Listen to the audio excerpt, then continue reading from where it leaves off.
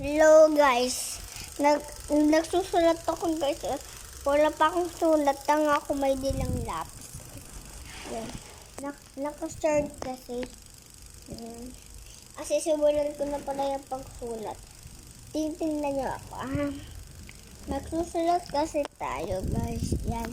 Ng pangalan natin. Ito guys. Oh. Diba? Nagsusulat na ako.